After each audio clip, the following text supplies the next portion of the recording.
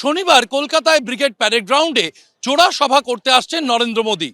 বঙ্গ বিজেপির তরফে ২৬-এর বিধানসভা ভোটের আগে সর্ববৃহৎ পরিবর্তন সংকল্প সভার ডাক দেওয়া হয়েছে শনিবার কলকাতার ব্রিগেড প্যারেড গ্রাউন্ডে।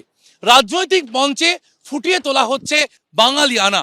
কোথাও দক্ষিণেশ্বরের মন্দির তো কোথাও বিষ্ণুপুরের টেরাকোটার মন্দির ফুটিয়ে তোলা হচ্ছে এই বিজেপির যে রাজনৈতিক মঞ্চ সেখানে।